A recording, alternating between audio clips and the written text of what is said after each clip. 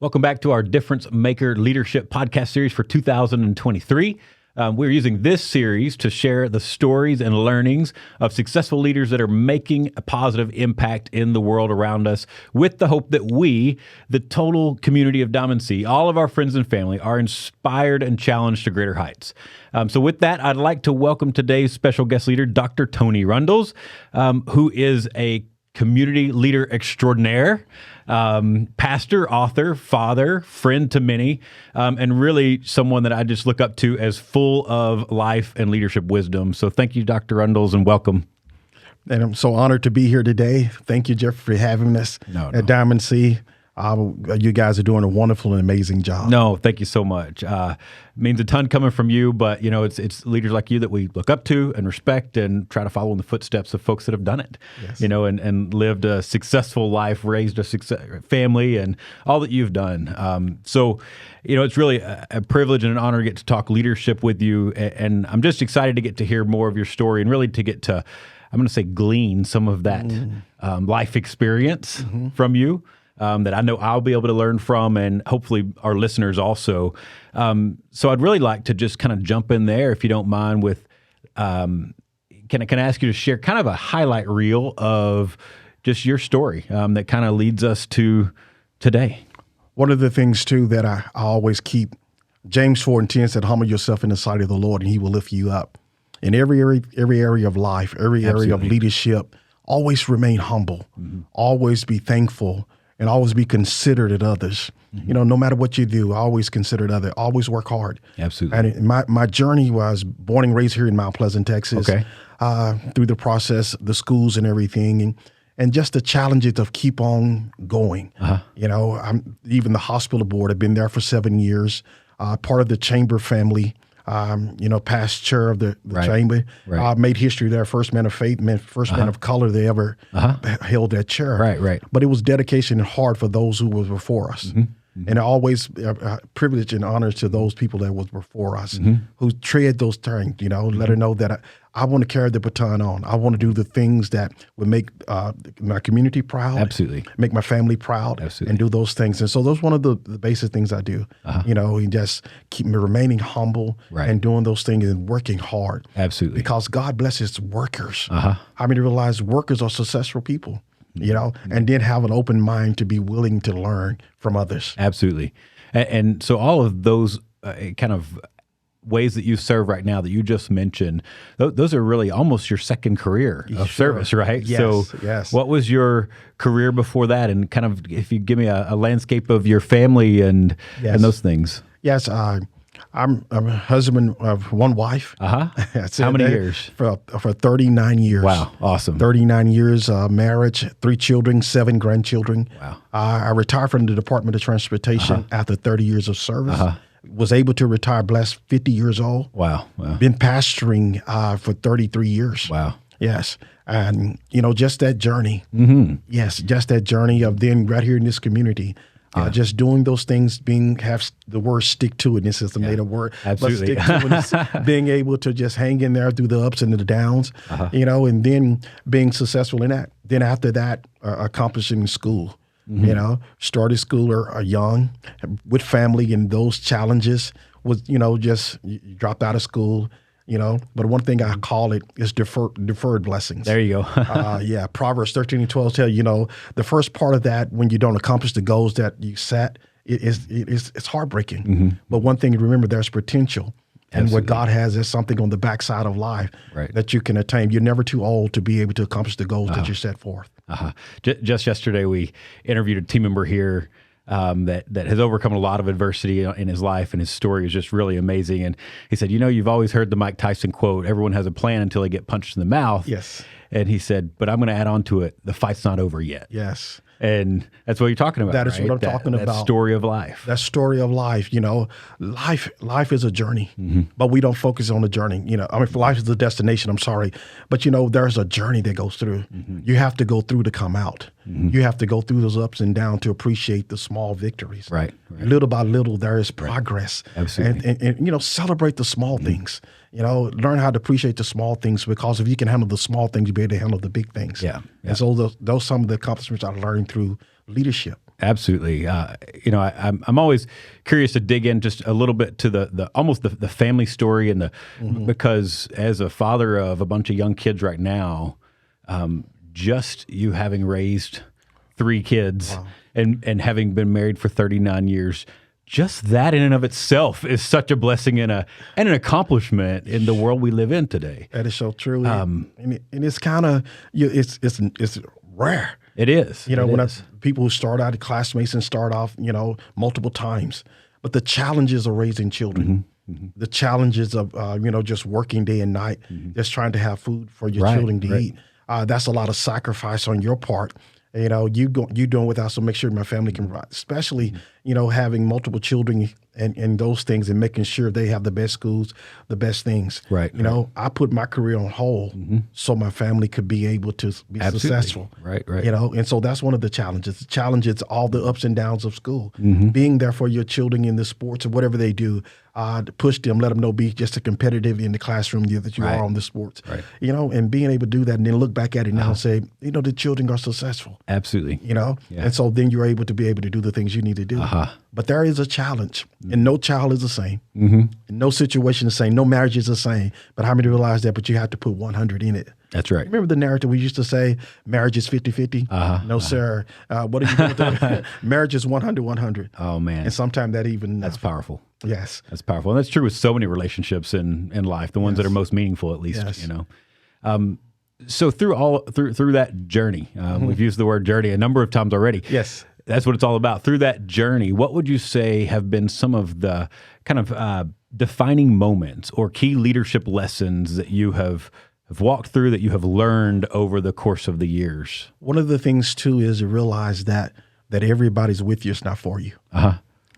Who you're surrounded with.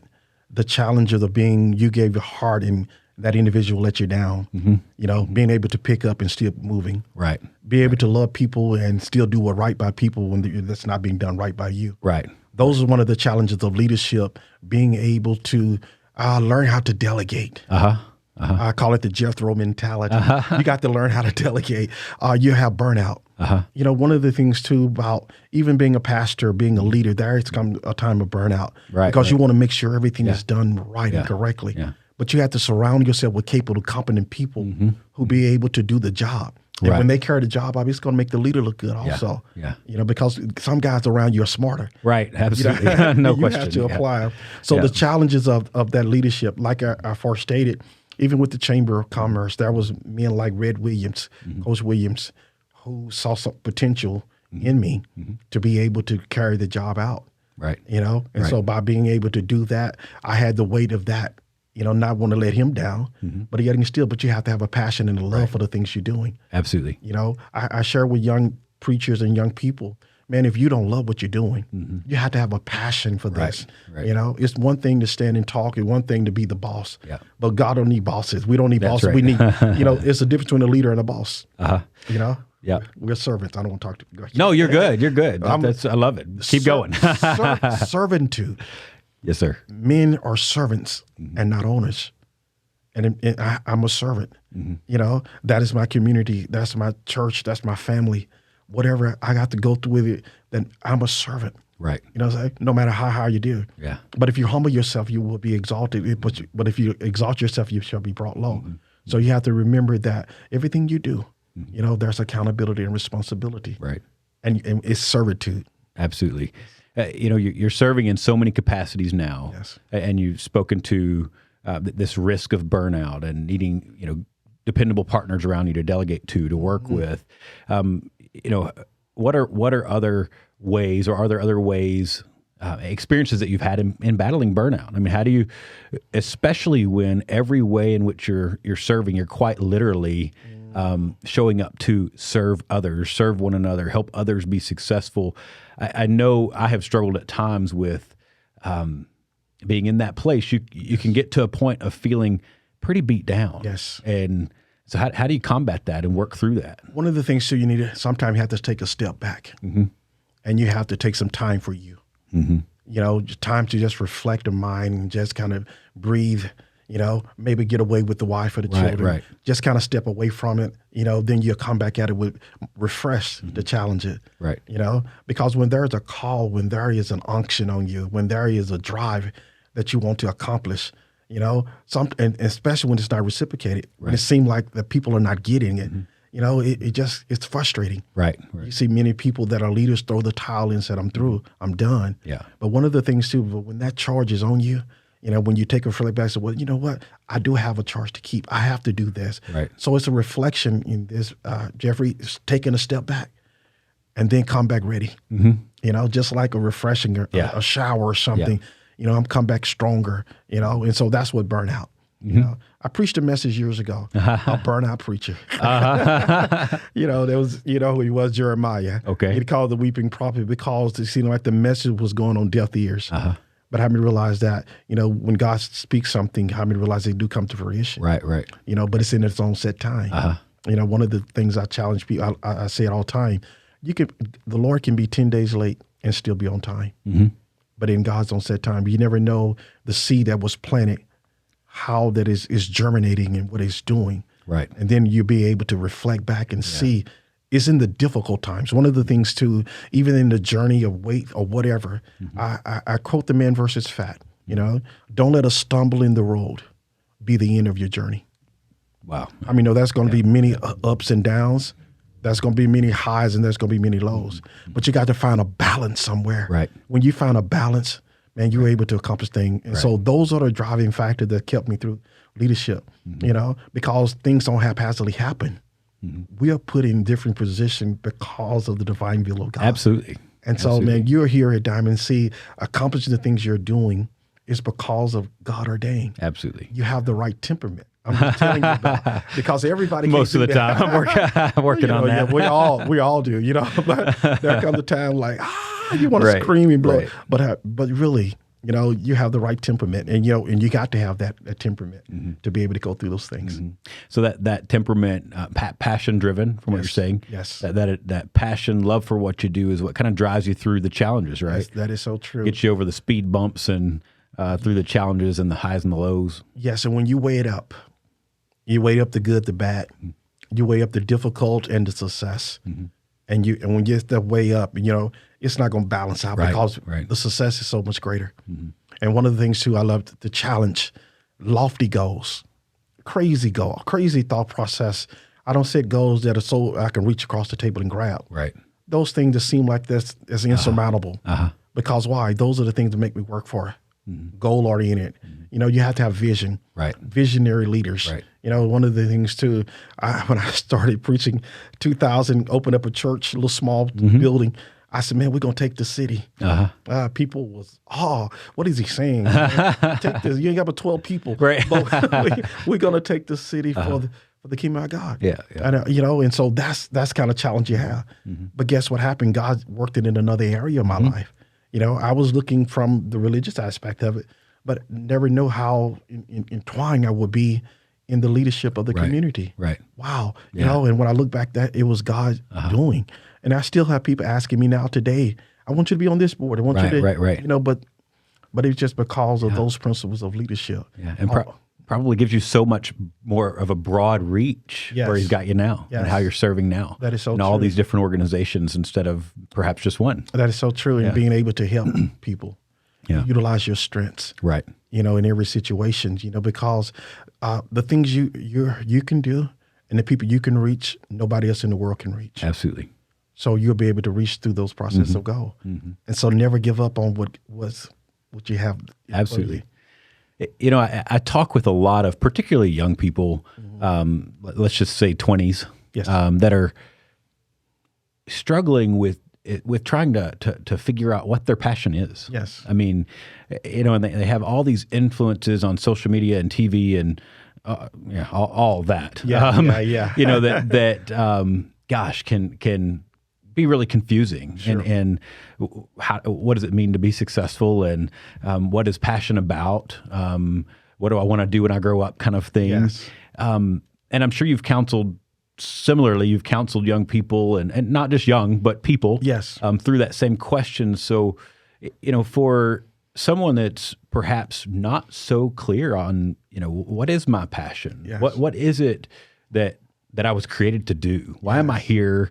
Many people are in a job perhaps that may not seem so purposeful or missional. Right. What advice or encouragement do you have for them and sorting that out? Because that in and of itself is a journey, right? That is a journey. One of the things, the simplicity of it is the fact that the very thing you love to do is the very thing you're passionate with. Gotcha. What you do with ease, other people find difficult to do. That's one of the things too. That is your purpose. Sometimes things are just temporary. It just is. You ever heard the narrative, grow where you plant it? Absolutely, yeah. Sometimes you don't have that. It might not be your best choice. I mentioned earlier about deferred blessings. Sometimes you have to work in a situation that might not be ideal for you. Right. But I'm going to gather all the information I can from this point. Right. I need to learn how to get out of this pit. Right. What it took to get out of the pit. Yeah. Then I have a knowledge of what it takes not to get back in the pit. Right. You know what I'm saying? And so when you tell people that, the thing you're passionate with, the thing that you really love to do, you have aspirations to do, you want to do, those are the things that normally is your calling. Right. And so to a young man that's in college and whatever, don't know what his majors want to be. Right. You really have no clue what's going on. Go ahead and get the degree. Right. What the degree tells and teaches people is that you do have stick-to-itness. Right. That you're teachable. Right. We can teach you that you can learn. Right. So you get the basics of things, then you'll be able to make it through. Right. And anything, communicating that aspect that I aspire to do better and greater things. Right. So tune in to what your passions are, the things that you get excited about, the things that are life-giving to you. Yes. Tune into those things, and at the same time, grow where you're planted, right? Grow where you planted. It's not necessarily jump off the cliff chasing your dream tomorrow. That's so true. But it's a process. Grow where you're planted, and keep that relentless focus on the things that give you life and encourage you and lift you up, right? That is so true. Everywhere you are, there's a learning experience. Absolutely. Even in the gutter to up. You have to learn in every area. You be willing to be teachable. One of the acronyms that I use a lot is FAT. You have to be fat. What are you saying? I'm saying is FAT, the acronym is faithful, available, and teachable. Absolutely. Faithful, available, teachable. Because you might not be the best qualified, but you're available and you're teachable. Right. You can go into a situation knowing more than the person who's been there.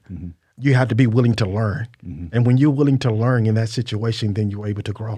Yeah, absolutely. I love that acronym. And I'm just instantly I'm thinking about almost the inverse, like take away any one of the three letters. Yes. And what are the constraints? If you're not available, how does it affect your ability to pursue your passion, to grow, to be successful in life? Take away the ability, the faithfulness. I mean, because that's like consistency and stick to itness. You said that's the showing up and doing it. I love it. That's great. Yes, that's great. And so those are the principal things in choosing people to work with you.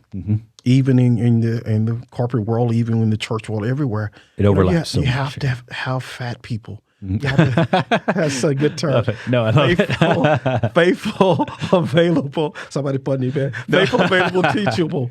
They have to be teachable. Absolutely. They have to be faithful and committed and willing to learn. I mean, when you have somebody willing to learn, they're able to accomplish great things. Right. It's not always the gifted people who are successful. Because gifted people sometimes become lazy because of the gift. But you can lose gifts. But how many of us somebody who's worked for it, who appreciate it, who had to go through for it? How many realize that's a whole different narrative? It might not be the best, but I'm going to keep working for Absolutely. it. You want that guy on your team. Absolutely. You want, yes. I hear oftentimes, just last week I was talking with a production leader who was explaining some different things he's walking through with his team. On kind of one hand, he's got some team members that are in that place of years of experience, perhaps becoming a little prideful in what they know, and then he's got a couple of new team members that are almost new to the organization, but they're fat. Yes. in your context of the definition. Yes. They're faithful, available, and teachable. And he says he didn't describe it that way, but that's exactly the story that's ringing in my mind, because his point was, I'd rather have that, faithful, available, teachable, in your terms, any day of the week than this, call it tried and true professional that knows. Yes. That knows and is prideful. The old narrative was, you can't teach your old dog new tricks. That's just out there. Yeah. But the young people are willing to learn. I mean, not so much young, but somebody who's willing to learn. Right. Willing to just, embrace. We have a visual here at Diamond C. We can look and say, oh, wow. In Mount Pleasant. Yeah, in Mount Pleasant. Okay. Yes. We're growing and we're doing those things, and we're involved in the community. Someone can catch on to that vision, and to be able to, I want to be an asset to this place. Yeah. And so one of the things too, the author of the book, one of the things too, the subject matter was the significance of it. Throw her down. Think, what in the world? But what happens is that there's a spirit of divisiveness that you have to be so careful when you're building. You have people, those same people you're saying, manipulation, those people are trying to undermine leadership. You have to have a strong leader. You have to be in tune with those kind of individuals. Right. Always want the credit. Right. But never want the work. So that goes back to the F.A.T narrative again. Yeah. So you have to be able to pick them out and lead, and not just from an emotional standpoint. Right. You have to be able to differentiate between, okay, this person will be good here. Right. Know them who labor among you. Right. Kind of a situation. Yeah. Know their strengths, know their weaknesses, you have to know. Right. And those are the things that challenge that. Yeah. So that's when I said that book that I wrote was cross, even in the church and in the world, one of the things that's happening. Everybody want to be the boss. Right. Everybody want to be in charge, but we don't have the knowledge of how to lead. So we have to always be humble. Right. Yeah. It goes back to humility again. Right. Yes, sir. Man, that's such a powerful team dynamic. And when you're talking about that spirit of divisiveness, being in tune to that, I know that I've learned some really difficult lessons around that over the last several years, really the last decade of my career, some really difficult lessons around that, and how powerful that almost negative force can be. Yes. But then I think the good news is put faithful, available, teachable in place of that. Wow. And really quickly, yes, you can transform a team, a home, an organization. Yes. When you replace the spirit of divisiveness with faithful, available, and teachable. Absolutely. That is so powerful team. That is a powerful team. Because that person might not be the best at what they do, but they're going to give you 100. Right. And you can build a team with that. They're faithful to one another. Yes. They've got each other's backs. Yes. They're going to stand in for one another when they need. They're going to encourage one another, lift each other up. They're going to stay committed to work together because they're faithful to a mission, to one another. Yes. Available to help. Team-oriented, goal-oriented. Someone who's going to be there and be committed to it. So that's one of the things too. Then it's a self-reflection of examining, what am I doing it for? Am I doing it for the accolades of men? Right. Or do it to accomplish the goal that everybody in the team wins? Right. Right. And so that's the main thing too, because we're dealing in a time of a lot of selfishness. Right. But I wanted to share this with you also, is the fact that anytime there can be no growth unless there's some kind of disruption. When things starting to grow, that means even your pant size gets too small. You have to do something. Yes. Because when you start growing, long as you're down, as soon as you start growing, as soon as you start being successful, it breeds negativity. Right. Right. And one of the things, the difference that I share with the congregation and other people is that there's a difference between an enemy and a hater. That's a new term. An enemy is a foe. Right. It's somebody who really can do damage. Right. But a hater is just someone who's mad and upset because they're not you. Wow. Right. And sometimes you have to learn how to appreciate that because that's really, you don't realize the possibilities, what you're capable of sometime until you start talking. What in the world is going on? Until you start realizing there's something great inside of you. Right. And you're accomplishing great things. And by accomplishing great things, that's bringing all the negativity because, oh my God, they already expected you to fail. Right, right. But because of the driven motive you have behind you and the goal oriented and the Lord with you, Right. you're able to accomplish great things. Yeah, man, that's a powerful concept that I think we all have to be really careful to take note of. Also, is just you said that success almost breeds negativity. Yes, like we're surrounded by a world that's inherently negative if we give it a chance, right? Yes. Yes. I read a quote the other day from a book called The Energy Bus, and it says, where there's a gap, negativity will fill it. Yes, yes. And you think about this concept, and this sounds oxymoronic to a degree. America really hates a winner. What are you saying? Sounds crazy. Sounds crazy. What happens is when you win too much, then they got issues with you. Right. You think about the team, the Patriots, and those teams that continues to win, they want somebody new. And so we have to keep on winning. We're in it to win it, and doing it the right way by humility. Right. And humility brings honor. Yeah. And then always being thankful and appreciative of everything. Man, gratefulness, humility, passion, purpose-driven. Yes. Man, servant leadership. You've touched on all of those things, which is just gold. No matter what I love about all those principles, it doesn't matter if you're a pastor or a business person, yes, or a production team member, or working in the school, where you are, or just raising kids. Yes. I mean, those same principles apply to making any of us better in our roles. That is so true. Better because it's humility. The answer to all of that is the humility. Absolutely. Being humble. One of the things too principles that I live on, even exercising the things I do. 4 says to 10, James 4:10, humble yourself in the sight of the Lord, he will lift you up.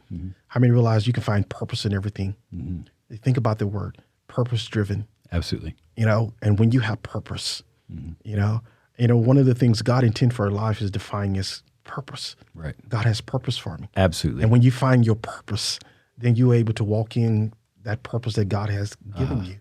You think about that in every aspect. If you're a team leader, whatever you are, you do it to the best of your ability, driven purposely. Absolutely. And there's only one vision that whoever the leader is. I tell this, 2 heads is a monster. You can't, there is a structure. Right. Right. And so you have to be that, you have to keep that. Yeah. No, it's great. So much gold in that. So last question I'm going to ask you for today. At Diamond C, we're always striving to make these types of conversations actionable.